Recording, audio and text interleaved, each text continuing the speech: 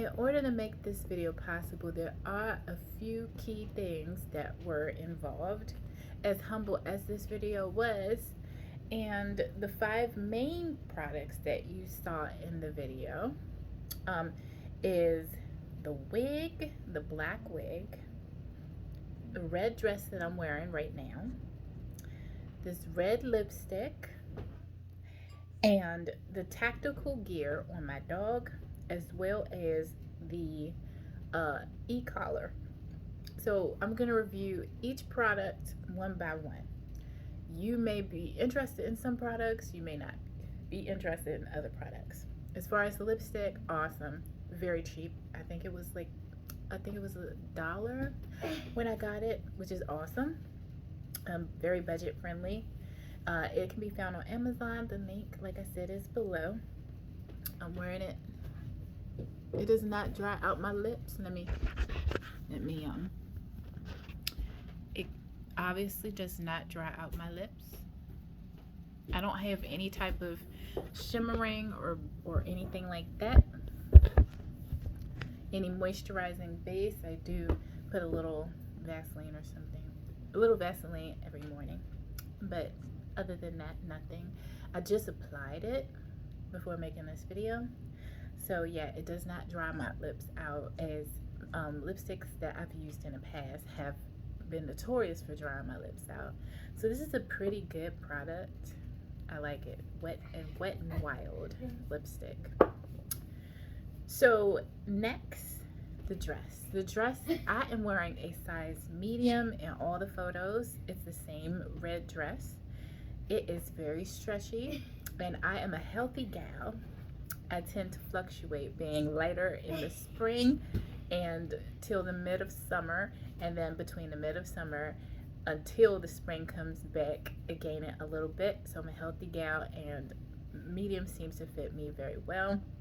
As you can see, I enjoy doing the strappy parts uniquely every single time. Sometimes you do have to, I have I don't have much of a bosom, so if you have much of a bosom, I don't know if this would be the most secure dress for you. But if you have a modest bosom like myself, then you may really like this dress. It is extremely comfortable, washes very well, very stretchy. Like I said, I'm in a size medium, and so yeah. In regards to the wig, it is a cheap wig, artificial, not human hair. I think it's really cute. When I want to pull off like a Cleopatra look, whether I want to pull off a cute urban look or a cute Cleopatra, like ancient Egyptian look, I use it for that purpose. And I think it looks really nice for that. Be mindful, very mindful, that the wig that you see is very old, and I do not take care of it because it's so cheap, and I just plan on actually discarding these wigs because they're so cheap. I don't treat them that well. I don't take care of it. The one that you buy will look much better. I assure you of that. Okay, even though I don't work for Amazon. So the fight tactical gear. Are we there yet? I think we are. Awesome. So let's fight. The fight tactical gear. It is the OneTigres tactical dog harness. This is the greatest harness that I have ever used. Every other harness that I have used has slipped to the side, and some have fallen off completely. This harness has a clip on the front.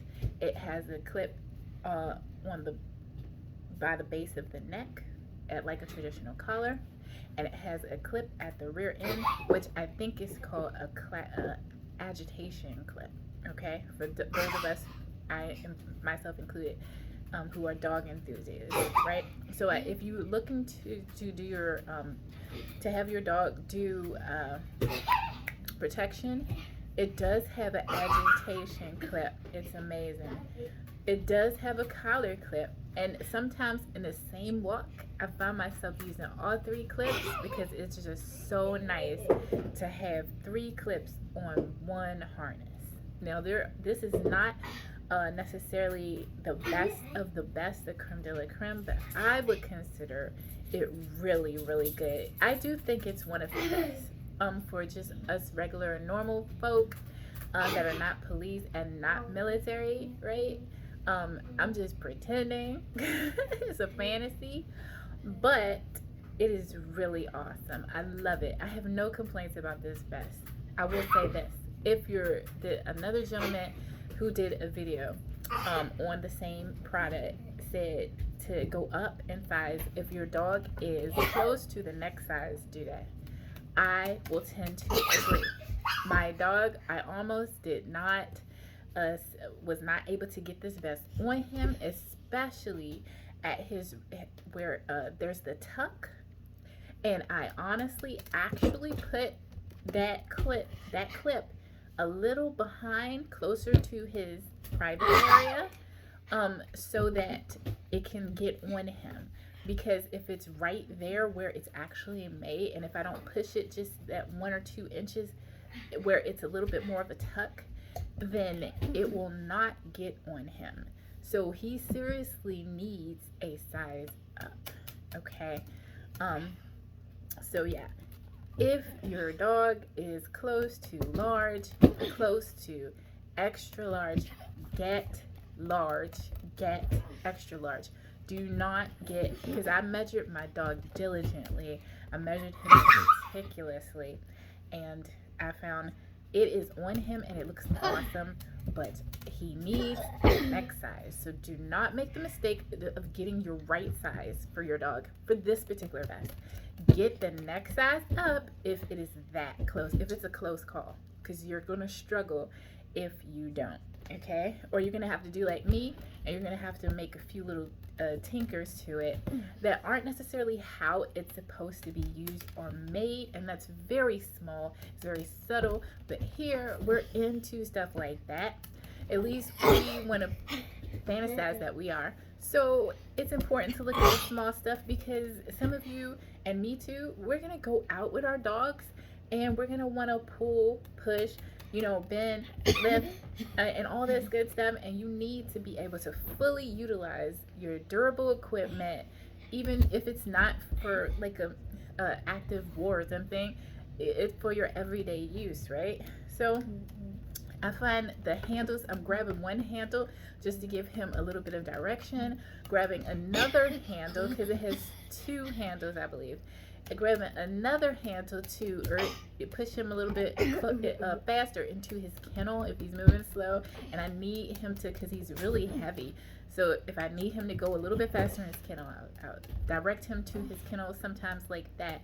And just having that good handle, having 2 places, one behind the neck and one down along the back of the vertebrae, right, back of the neck, back around his back, is awesome. It's just amazing. If you are if you're not going to spend $300, because I saw a vest that was $300, and that is, I suppose, the best type, and I cannot afford that right now, okay? You might be able to, but if you want the next best thing, I urge you to get this vest. If you are on the fence and you are having an issue with your vest that you currently have riding to one side, if you're having an issue of the buckles coming unloose, if you're having an issue with that you try to grab your dog but there's nowhere to grab, if you're having an issue with not having only one buckle to buckle your leash to, get this harness. You will love yourself and get this harness. It will make your life awesome. Okay, I cannot stop singing the praises of this harness. It is durable, okay? And I do not work for OneTigres, right? As far as the pole, hold on. All right. Wanted to do something a little bit fancy, but it didn't work out that way. But this is not the exact pole. This is a long pole. It won't even fit into this shot. Stop, Joseph. Stop. Thank you. Stop. This is not the same exact pole, but this is, and I'm not trying to be cheeky. I live in Southeast. I live in the hood. And if you get a puppy from us, because we're into that, so that is mostly what I'm hoping we'll be able to do and do successfully, right? Then you will find out, unless you have somebody come and pick the puppy up for you, right? But we live in Southeast DC, and we live in the hood. Well, yeah. Courtesy, this video is 10 minutes long. Courtesy, I might have to upload it separately.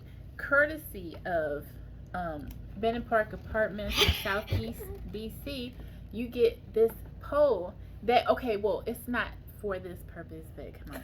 So it goes in your window to help secure your window, and there's also bars in the window to help secure the window because it's the hood, right? And so I think it's, as far as tactical, that's why I put it in the tactical. It's amazing. Okay, now this is fantasy, so some of you know how to actually do this form of art and form of tactical stuff in regards to fighting with a pole of some sort or a staff. I don't know what you call it. I don't know the language of that profession, but essentially you get the gist. So you saw me moving with it. It's not terribly heavy like a metal. It's wood. It is durable in that you can use it to secure your door. I have taken that pole out with me with my dogs, and if you get a puppy from me, or if you already have a dog, you're a dog enthusiast, it's actually a good idea. You have already something with you that you could use to possibly potentially ward off criminals, other dogs, and possibly, like I said, use it in a fight in combat, right? So it's amazing. And I'm a female. I'm not very moved. I'm not very strong, but I'm able to handle it really well. I did have a little bit of, I didn't get any injuries, but I did bump myself a couple of times. It takes some getting used to, but I think for all intents and purposes, for those of you who are so inclined to have professional training, I don't think it would be much of an issue at all to use it. For those of you who you just wanted to be able to defend yourself or defend your dog or ward off dogs in the neighborhood that don't have any supervision that are coming for you, excellent tool, right? And then for those of you who might get in run-ins with people, it's a dangerous area or something like that, it's nice. You could even keep it in the back of the seat of your car. You could keep it on the, what do you call it, floor of your car. I don't drive, but like the floor of your car. You could keep it like I don't know, where else would someone keep it? Maybe at your workplace, but when you're getting off at work and you're going through. Now, I don't know how that would look to your boss or something like that, especially depending on where you work. But I know if it's late in the evening and you're and there's like a what do you call it? Like where people park. There's a parking lot and you're getting off at work, then I mean, if I was your boss, I wouldn't judge you if you were walking out with a pole, your trusty pole, so to make sure that you get to your car safely and everything, right? So that being said, is that everything? The e-collar, dog care e-collar, that link is below too. The link to the pole is not there because although I'm not being sarcastic, I'm very serious because I'm into that type of stuff, even though this is fantasy. But it is durable. That pole is durable. It is a multi-use item, and if you live in an area where your apartment building is already giving you that, have you thought about that? And if someone breaks into your house, if you can get to that pole first, and if you know where it is, hey, right? So dog hair, the e-collar that I have for my dog, it looks beautiful. I love aesthetic. I don't like loud colors. It's not that I'll never, hey, cool it. It's not that I'll never use loud colors, but I don't like loud colors. I don't think that they look that professional. And even though I have a cheap dog collar, I don't want it to look cheap. So it looks really cute. It's all black with some areas of gray and red, and it's really cute. It's really sleek. They made it even sleeker than it used to be. they have it so that you can put a bungee through it, and that I think is a new feature, because typically us who buy very cheap dog collars, we have been shunned out of the bungee market, forced to buy these ugly, and I know currently that's what my dog is using, but I am going to get him the bungee, and when I do, I will give a review. So we're forced to use these ugly standard generic collars that look like something that they just like bought really cheaply and put it together and to give to us, so that it can just be a cut off where it's not needed once it's sized and everything, versus the aesthetics. So I'm not thinking, when they make these collars that are less than $70, for example, they're not thinking in terms of how good does it look. And honestly, I don't like the look of some of the major brands, right, that are way more expensive. I don't like how they look. So I actually like how this collar looks. The receiver is very sleek on his neck. You can't see anything but the indicator light and a black sleek box, right? I will be improving the look by getting the bungee that is in black so it can match, and in dark you won't even see it. All you'll see is a light. And it does have that thing. I don't even know what it's called, but it has that current standard thing. But as far as the remote, it's sleek. It looks kind of like a remote control, and its design is just wonderful. How does it work? I have not worked it in rain, but I have worked it and it works wonderfully. It has a strong beep. The last collar I got, it didn't have a strong beep to it. It may have just been defective, but it has a strong beep to it. My dog has been responding to the vibrate, so obviously the vibrate works very well. And it's just all in all a really nice collar. It has two features I love. It has the ability to turn it on and off, and you can laugh, but I did not know that for a long time when I was using the collars. But I successfully trained two well-trained dogs, by the way, so I'm not a complete idiot, but I didn't know about the on-off feature. But I also did some of these more expensive collars do not have, at least it's not clearly displayed, a feature where you can just lock it. So it's not off. It's not all the way off, because what if you're at the park but your dog is being good? But they're not bulletproof, okay? That's my current situation. I have a dog that is really good. That's a whole nother story right there. And I will probably upload that at some point. He's amazing. But he is not bulletproof, and he's still a puppy. He's only like 11 months old, right? So, and I only got him for like, I've had him for like 3 months. So I'm new to him and he's new to me. So I have it, I don't want to turn it off because I'm at the park where I actually need it, you know. But at the same time, I don't want to give him a inappropriate correction when I'm fiddling with a rope or a toy or pushing a child on the swing set and stuff like that. I don't want to accidentally give him a correction. These way expensive dog collars that people praise and say makes our collars lame, they don't advertise a simple lock mechanism. So I am constantly, I rarely turn the e-collar off. At the end of the day, I turn it off. But during the day, I'm locking it. Okay, so it's on, it's active, but all I have to do is flip a switch and it is ready to be used, versus having to turn it all the way on, make sure that it's connected to the receiver and all that stuff. No. So if you ask me, I know that this is not enthusiast at industry trend, but this was $30. This $30 e-collar is everything. If you're doing way more advanced stuff than I'm doing, like training dogs who are like a mile away or something like that, then that's different. This park is very sizable, but it's not quite a mile. I'm not gonna let him get that far away from me. Mommy, hi. Hi, baby. So he's getting a good distance away, and he can go at a full sprint. And as long as he doesn't just keep going, then we're fine. I'm not going to measure it, but this e-collar is amazing. And I guess I'm going to have to stick to my guns, no pun intended, on this, because this is not the industry or the enthusiast trend. Everyone says that this is not the collar to use if you really want to go far with your dog.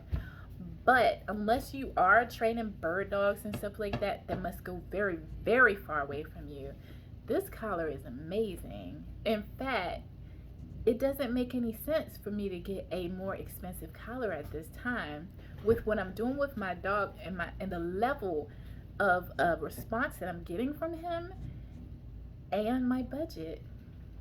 I'm gonna have to stick to my guns on this. So what do you think? What do you think? Would you use this bar if you lived in my apartment? And would you use this bar for dogs, right? Would you use it for you know, how do you say it? Altercations? Would you use it in altercations? Would you use it for dogs? Would you use this as a multi-use item, or would you look at it and be like, that's silly? I think that you use whatever you have to do, right? Right? So I think it's amazing. I think it's a multi-use tool.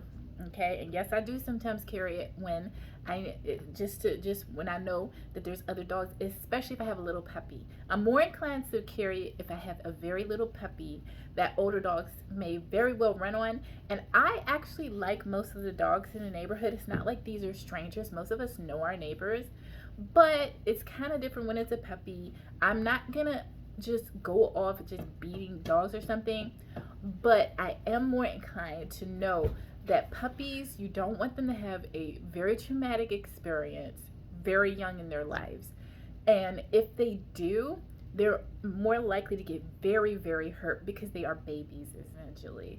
So I'll carry it, but I'm very hesitant to use it, but I am willing to use it, right? Because I know all these dogs for the most part, and I don't have a problem with them, right? So anyway, I hope that this was helpful, and all the links are below. Bye. And stay tactical and not so much fanatical, but I had to find something that rhymed with tactical. So bye.